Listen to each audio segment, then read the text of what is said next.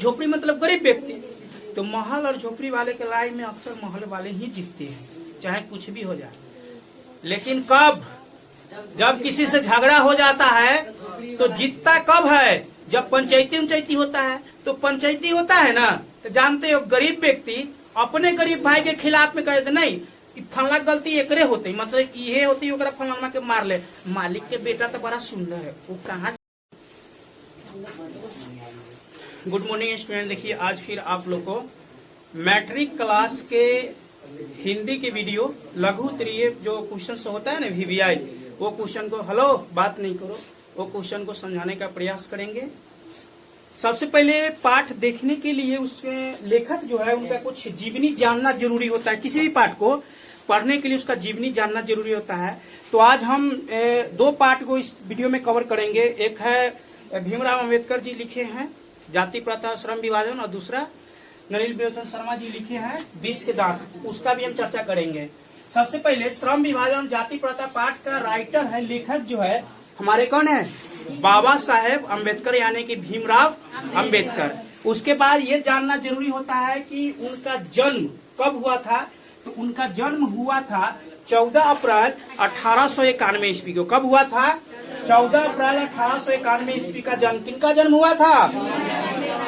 श्रम विभाजन जाति प्रथा पाठ का राइटर भीमराव अंबेडकर। अच्छा, जन्म कैसा परिवार में हुआ था? दलित परिवार में हुआ था। और कहाँ हुआ था? महू मध्य प्रदेश। इनका जन्म, हाँ, बाबा साहेब का जन्म हुआ था। उसके बाद है दलित परिवार हो गया। और ये जो थे ना बाबा साहेब थे जो संघर्ष किए, माने कि हमेशा लड़ाई लड़े, तो उसमें महत्वपूर्ण से अछूतों के लिए लड़े थे, स्त्रियों के लिए लड़े और मजदूरों के लिए लड़े थे। कौन? बाबा साहेब। स्त्रियों, अछूतों और मजदूरों के लिए हमेशा लड़े थे। कौन लड़े थे? भीमराव अंबेडकर यानी कि बाबा साहेब लड़े थे। उसके बाद देखेंगे बाबा साहेब के जीवन में 3 प्रेरक व्यक्ति है। बाबा साहेब के जीवन में 3 ऐसा व्यक्ति थे जो उनके माने प्रेरणादायक, उनके सिद्धांत पर चलते थे, अच्छाई की भावना रखते थे। कौन कौन है?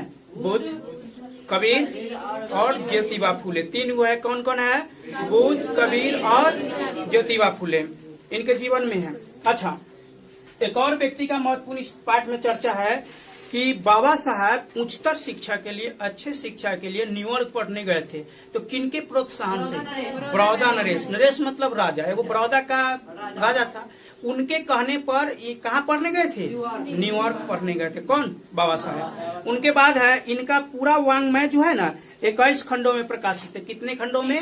21 खंडों में प्रकाशित है। अच्छा, उसके बाद कुछ इनका जो रचनाएं हैं, लिखे हैं, उसमें बहुत है, लेकिन उसमें एगो दूगो जो है मोस्ट है, उसको देख लेना जरूरी है। जैसे कि द कास्ट इन इंडिया, इनको आप देख लीजिएगा। उसके बाद है हु आर शुद्राज, ये भी बहुत अच्छा चीज है। उसके बाद the rise and fall of the Hindu women's, इसके बारे में भी आप माने कि याद कर लीजिएगा, ये महत्वपूर्ण है। आपको ये सब ऑब्जेक्टिव में आपको पूछेगा। एक बार रिपीट मार देते हैं। बाबा साहेब का जन्म कब हुआ था? 14 अप्रैल 1891 ईस्वी। कहाँ हुआ था? कैसे परिवार में? उनके जीवन के प्रेरक व्यक्ति कौन कौन है? बुद्ध, कबीर और ज्योतिबा फूले। किनके कहने पर न्यूयॉर्क पढ़ने गए थे? बड़ौदा नरेश। मृत्यु कब हुई थी? 1956 ईस्वी। कहाँ हुई थी? दिल्ली में। ये बात आपको जानना एकदम क्या था? जरूरी था। अब आते हैं पाठ का। देखिए, पाठ में ऐसे बहुत क्वेश्चन है, पाठ में बहुत क्वेश्चन है, लेकिन हम सिर्फ आपको VVI क्वेश्चन को ही कराएंगे जो आपको परीक्षा के दृष्टि से महत्वपूर्ण हो। इस पाठ में क्या चीज का वर्णन किया गया है? जाति प्रथा। जाति प्रथा और जाति प्रथा के श्रम विभाजन में, मतलब इस पाठ में एगो चीज महत्वपूर्ण रूप से कहा गया है कि पहले के जमाना में, अभी नहीं, अभी तो ठीक है, पहले के जमाना में किसी भी व्यक्ति को वही कार्य करना पड़ता था जो उसका पैतृक पेशा हो। पैतृक पेशा के मतलब जानते हैं? जन्म से, मतलब अगर कोई के घर में जन्म लिया तो उसको कोईवारी करना है, राजपूत घर में जन्म लिया तो क्षत्रिय बनेंगे, ब्राह्मण है तो उनको पढ़ाना है, इसी प्रकार के और भी हजाम कोई है तो उनको केस काटना है, बाल काटना है। ऐसे थे। कब? बाबा साहेब के जमाना में हमारे समाज में ये जाति प्रथा बहुत ही खराब प्रथा थे, इन्हीं का चर्चा इन्होंने किए हैं इस पाठ में।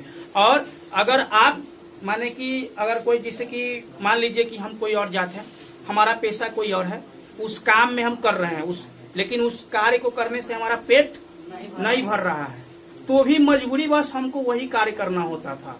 हमें दूसरा कोई कार्य करने की हमारे समाज क्या थी, अनुमति नहीं देते थे। और एक बात और जानते हैं, और ऐसा होने के वजह से लोग विवश होके टालू काम करने पर विवश हो जाते हैं। टालू काम किसे कहते हैं, जैसे कि कोई कार्य करने का हमें मन नहीं है, हाँ, लेकिन किसी न किसी दबाव के कारण हम उसे करने तो गए हैं, लेकिन उसको करने में मन नहीं लग रहा है, तो उस काम को क्या कहते हैं, टालू काम करते हैं। जैसे हम ही लोग बचपन में थे, सिनेमा देखने जाने का मन, बाबू कहलक जाओ, पता तोड़ के लिया बांस के, डरे तो गेली, लेकिन अच्छा से मन करता था। कार्य वही करो जो जीवन में तुम्हें पसंद हो, जिसमें करने में तुम्हारा आत्मा दिल सब लगे, समझ गए। हाँ, गलत कार्य करना नहीं चालू कर दो। चलिए हम क्वेश्चन में आते हैं। इस पाठ में इसी का चर्चा किया गया है। क्वेश्चन इसमें है, सबसे महत्वपूर्ण क्वेश्चन है कि जातिवाद के पोषक उसके पक्ष में क्या तर्क देते हैं।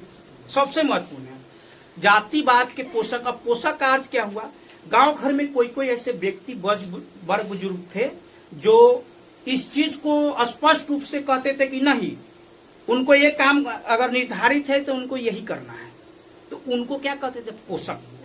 तो उसके पक्ष में तर्क देते थे। तो जातिवाद के पोषक उसके पक्ष में ये तर्क देते थे कि जिस व्यक्ति का जो कर्म निर्धारित किया गया है उसे वही कार्य करना है, चाहे उसमें खुश रहे या नाराज रहे, दबाव डाल के भी कराते थे, यही तर्क देते थे। उसके बाद अगला क्वेश्चन है, लेखक आज के उद्योग में गरीबी और उत्पीड़न से भी बड़ी समस्या किसे मानते हैं और क्यों।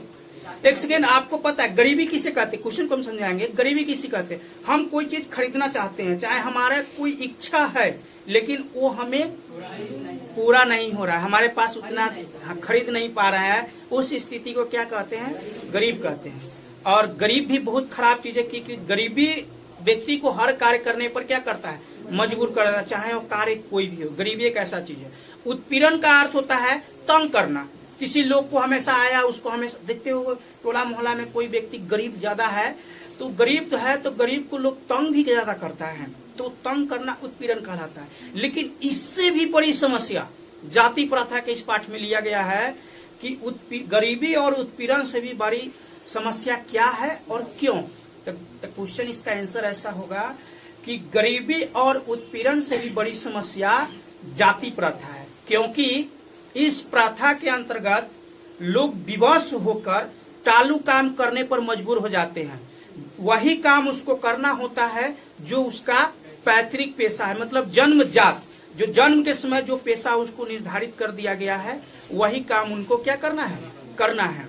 अच्छा, चाहे उस काम में वो खुश रहे या ना खुश रहे, या भूखे मरने की नौबत काहे ना आ जाए, वही कार्य करना है। तो इसलिए जाति प्रथा भारत में गरीबी और उत्पीड़न से भी बड़ी समस्या है। इस क्वेश्चन का आंसर हो गया। एक और तरीका से इसका आंसर दे सकते हैं, अगर देखिए कोई भी लॉन्ग क्वेश्चन है ना, उसको थोड़ा स्लो मोशन में कहानी की तरह सोचिएगा तो क्वेश्चन याद हो जाता है। गरीबी और उत्पीड़न से भी बड़ी समस्या क्या है और कौन, क्यों। तो गरीबी और उत्पीड़न से भी बड़ी समस्या जाति प्रथा है, क्योंकि इस प्रथा के अंतर्गत लोग विवश होकर टालू काम करने पर यानी कि विवश हो जाते हैं, और चाहे व्यक्ति खुश रहे या ना खुश रहे, उसे वही कार्य करना पड़ता है जो उसका पैतृक पेशा हो। कोई दिक्कत। अगले क्वेश्चन में आते हैं। इसके बाद और भी क्वेश्चन जाति प्रथा के बारे में कहेगा तो आप इतना इसका आंसर दे सकते हैं। एक और क्वेश्चन है, सच्चे लोकतंत्र की स्थापना के लिए लेखक ने किन विशेषताओं की आवश्यक माना है। अब लोकतंत्र के बाद छोड़िए, पहले हम ये बताते हैं हमारा घर कैसे अच्छा चलेगा।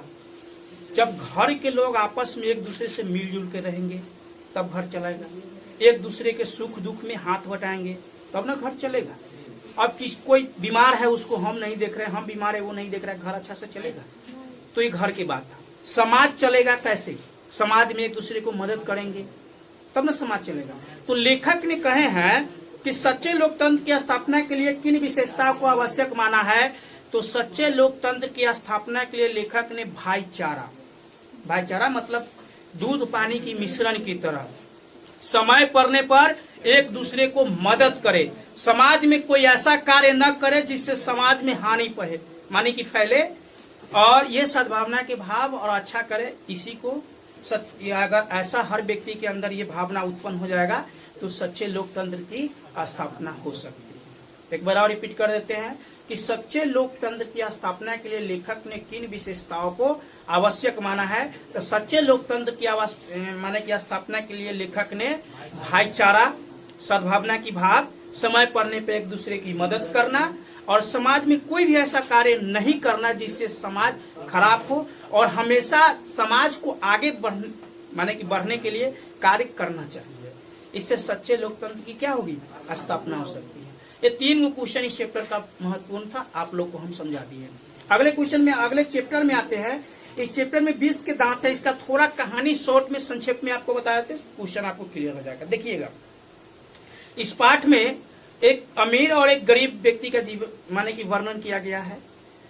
प्रमुख पात्र कौन कौन है? सेन साहब है, गिरधर लाल है, मदन है, कासू है और सेन साहब की लड़कियां सहित जिसका सिर्फ चर्चा हुआ है, लेकिन प्रमुख पात्र के श्रेणी में उनकी लड़कियां की गिनती नहीं की जाएगी। लेकिन मदन प्रमुख पात्र मदन है, क्योंकि पूरा कहानी मदन पर ही नच रहा है, समझ गया, इसलिए मदन है।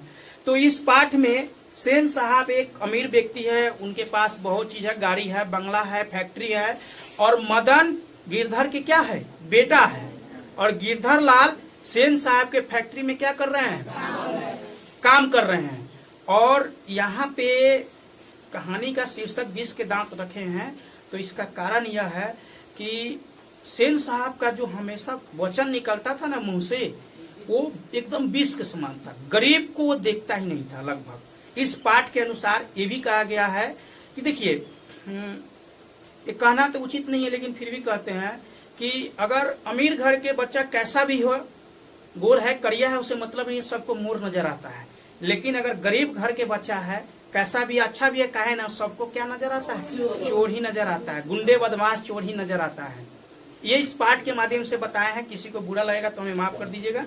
आइए देखिए, तो यहाँ पे एक तरफ अमीरी का चीज हो रहा है, एक तरफ गरीबी का, लेकिन अमीर और गरीब एक वर्ग बुजुर्ग व्यक्ति ही जान पाएगा। एक छोट बच्चा जो नादान है, जिसको पूरा तरीका से होश नहीं है, उसके अंदर गरीबी अमीरी की भावना नहीं होता है, चाहे कोई भी हो। वो जो भी चीज देखता है वो चाहता है कि हमको हो जाए। यही इस पाठ में वर्णन किया गया है पूरा। हम इसका डायरेक्ट क्वेश्चन समझाते हैं, क्योंकि पाठ पढ़ाएंगे तो उतना हमको बहुत यानी कि पढ़ना होता है, इसलिए हम आपको VVI क्वेश्चन करा देते हैं इस दोनों चैप्टर का आज आप इस वीडियो में। सबसे पहले है कि हाँ, एक और चीज, सेन साहब की एगो मानसिकता है, एगो बीमारी भी है सेन साहब को। जानते हैं क्या? कि लड़की को कम मान्यता देना और लड़के को बढ़ावा देना। लड़की अगर कुछ कर रही है, कुछ तोड़ फोड़ रही है, तो उसको दंडित किया जा रहा है इस पाठ में। और लड़के तोड़ फोड़ कर रहे हैं तो क्या हो रहा है, इंजीनियर बनने को संभावना व्यक्त कर रहे हैं। नहीं देखेंगे तो सबसे पहला क्वेश्चन इसमें महत्वपूर्ण क्या है कि सेन साहब के परिवार में बच्चों के पालन पोषण में किए जा रहे लिंग आधारित भेदभाव को अपने शब्दों में क्या करना है, वर्णन करना है। ठीक, तो इसका आंसर आप ऐसे दे सकते हैं कि सेन साहब के परिवार में बच्चों के लालन पालन माने कि लिंग के आधारित बांटा जा रहा है। लड़कियों के लिए घर में नियम क्या है, अलग है, लड़के के लिए घर में नियम अलग है। नियम अलग क्या है, लड़के के लिए कोई नियम ही नहीं है इनके घर में। लड़कियां अगर कोई गलती करती है तो उसको दंडित किया जाता है, उन पर विभिन्न प्रकार की नियम थोप दिया जा रहा है। जैसे उसे हंसना है तो केवल सिर्फ मुस्कुराना है, पूरा खिलखिला के नहीं हंस सकते हैं। लड़कियां समय समय पर जो काम करने का उसका टाइम निर्धारित है वही करेंगे।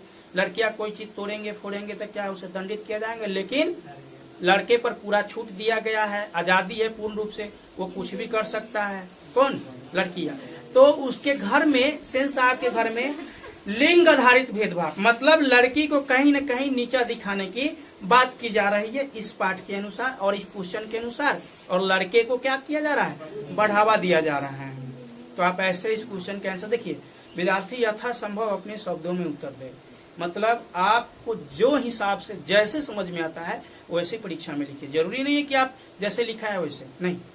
अगले क्वेश्चन में हम आते हैं, सेन दंपति खोखा में कैसी संभावनाएं देखते थे और उन संभावनाओं के लिए उन्होंने उसकी कैसी शिक्षा तय की थी। तो सेन दंपति मतलब सेन साहब खोखा में इंजीनियर या बिजनेसमैन बनने की संभावना देखते थे और उनके लिए पता है उन्होंने सिद्धांतों को भी बदल दिया।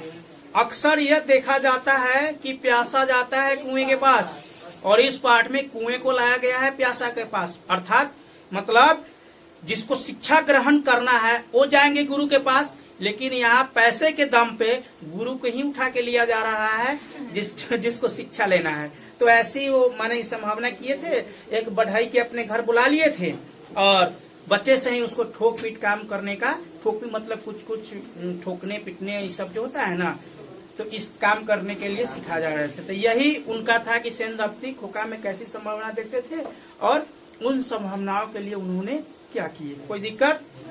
आगे नंबर क्वेश्चन में आते हैं। देखिए हम खाली वीवीआई क्वेश्चन को ही समझा रहे हैं। एक सप्रसंग व्याख्या करना तो इसमें तो बहुत सुंदर है।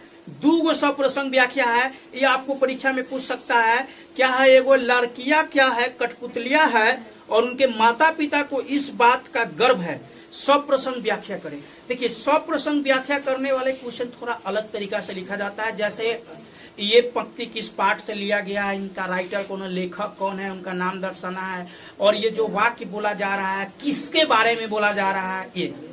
तो इसका आंसर आप ऐसे लिख सकते हैं कि प्रस्तुत पंक्ति, कैसे लिखिएगा कि प्रस्तुत पंक्ति 20 के दांत पाठ से ली गई है, जिनका लेखक नलिन बिलोचन शर्मा है, और वे इस वाक्य द्वारा लड़की के प्रति एक पिता की क्या भावना इस पाठ में ये वर्णन करते हुए लिखते हैं कि लड़कियां क्या है, कठपुतलियां है। अच्छा एक सेकंड, कठपुतली किसे कहते हैं? माने जिसको जहां मन है खड़ा करा दो, जो मन है उस पर लाद दो, जो नियम लगाना है लगा दो। तो ये सब किस पर लगाया जा रहा है? लड़कियां पर। तो इस बात को और उसके माता पिता को क्या है, गर्व है कि हमारी लड़की, हमारी बेटी एक भी नियम कानून नहीं तोड़ रहे हैं, लेकिन वो ये नहीं देख रहे हैं कि हम अपने बच्चे को मानसिकता पर कितना दबाव डाल रहे हैं। समझ गए? तो यही आपको लिख देना है। आगे है, ऐसे ही लड़के आगे चल के चोर डाकू गुंडे बनते हैं, बोले है ना, गरीब के लिए। मतलब एक बार क्वेश्चन में कहाँ से उठा लिया, पाठ पढ़े होंगे तो पता होगा कि जब मदन गाड़ी को छू दिया तो ड्राइवर से तो झगड़ा हो गया। उसके बाद मदन को, माने कि मदन के पिता को बुला के सेन साहब बोले कि उसको सुधारो, नहीं तो ऐसे लड़के आगे चल के क्या होंगे, चोर डाकू गुंडे बनेंगे। ठीक है,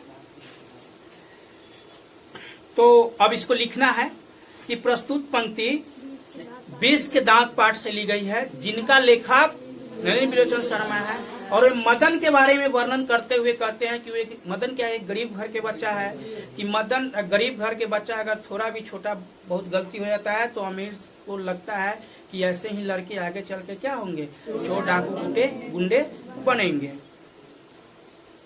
अगला क्वेश्चन है, मदन और ड्राइवर के बीच विवाद के द्वारा कहानीकार क्या बताना चाहते हैं। ये महत्वपूर्ण क्वेश्चन है, ध्यान से सुनिए। मदन और ड्राइवर के बीच झगड़ा जो हुआ था, उनके द्वारा कहानीकार झगड़ा हुआ, ये काहे हुआ ये नहीं बताना चाह रहे हैं, क्या बताना चाह रहे हैं। तो आपको हम पहले कहानी सुन लीजिए, थोड़ा इसका क्वेश्चन याद आ जाएगा। देखिए, अगर कोई अमीर व्यक्ति का नौकर भी है ना, तो कुछ पल के लिए अपने आप को वो भी अमीर समझने लग जाता है और अपने जात भाइयों से भी उलझ जाता है, झगड़ा करने लगेगा, कहेगा कि ये ऐसे कर दोगे तो हम मालिक के कह देंगे। वो कुछ देर के लिए भूल ही जाता है कि हम भी गरीब है। समझ गया? अमीर व्यक्ति का अगर कोई नौकर है तो कुछ पल के लिए वो भूल ही जाता है कि हम भी गरीब है। वो जैसे उनका मालिक है उनका भी रवैया वैसे ही हो जाता है और अपने जात भाई गरीब के साथ बुरा व्यवहार करने लगता है। तो अब इस क्वेश्चन का आंसर देंगे, मदन और ड्राइवर के बीच विवाद के द्वारा कहानीकार यह बताना चाहते हैं कि अगर कोई अमीर व्यक्ति का अगर नौकर है चाहे स्टाफ है, तो वो भी अपने आप को कुछ पल के लिए वैसा ही अमीर ही समझने लगते हैं और अपने जात भाइयों के साथ बुरा व्यवहार करने लगते हैं, जो कि गलत है। क्या तो कुछ पल के लिए अपना औकात ही भूल जाते हैं कि हम किस वर्ग से आते हैं। ये माने क्वेश्चन के द्वारा लेखक महोदय यही बता रहे हैं। कोई दिक्कत?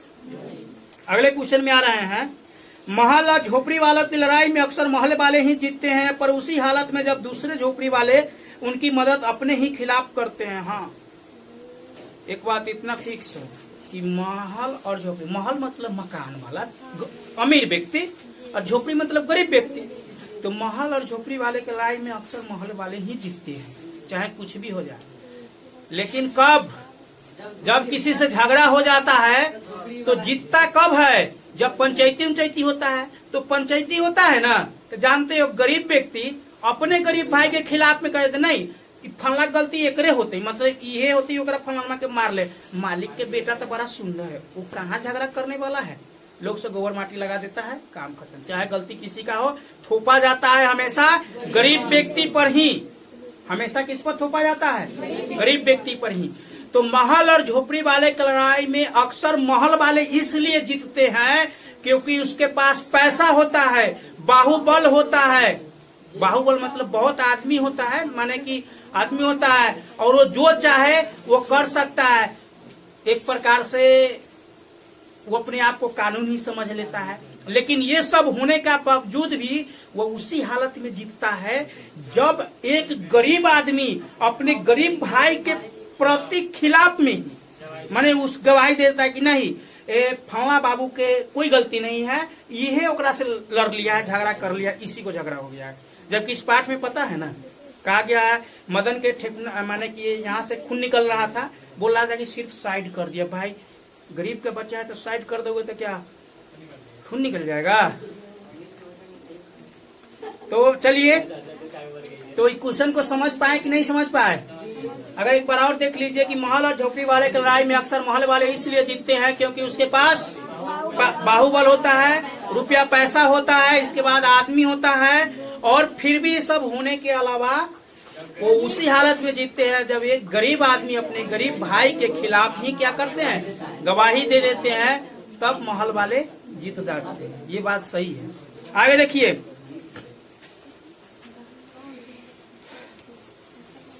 आपकी दृष्टि में कहानी का नायक कौन है? तर्कपूर्ण उत्तर दीजिए। तो आप बताओ तो तुम लोग कौन नायक होगा, मदन या कासू? हाँ, मदन नायक होगा। क्यों? खलनायक है, छोड़ो कोई दिक्कत नहीं, लेकिन नायक क्यों कहा जा रहा है? क्योंकि पीट दिया इसलिए नहीं, उसके पीछे बोलने वाला कोई नहीं, फिर भी वो पूरा हिम्मतगर लड़का है। क्या न वो अमीर है, न उसके घर के गार्जियन उसको मदद कर रहा है, फिर भी हीरो है। दोस्त है वो बात छोड़ो ना, हीरो है। तो कहानी में नायक कौन है? इस कहानी में नायक मदन है। अब तर्कपूर्ण उत्तर देना है वो तो अलग बात था, लेकिन अब इसका आंसर आप कैसे दीजिएगा इसके बारे में समझिए कि इस कहानी में नायक मदन है क्योंकि मदन के पास न उसका माता पिता का सपोर्ट है, न उनके पास पैसा है, एक गरीब व्यक्ति है, गरीब बच्चा है, और फिर भी वो माने कि एकदम अपने आप में अपने दम पर अपने बल पर यानी कि लड़ रहे हैं इस पाठ में। इसलिए कहानी का नायक कौन होगा? मदन होगा। उसके बाद है यहाँ पे एक और क्वेश्चन है जो महत्वपूर्ण है। सेंस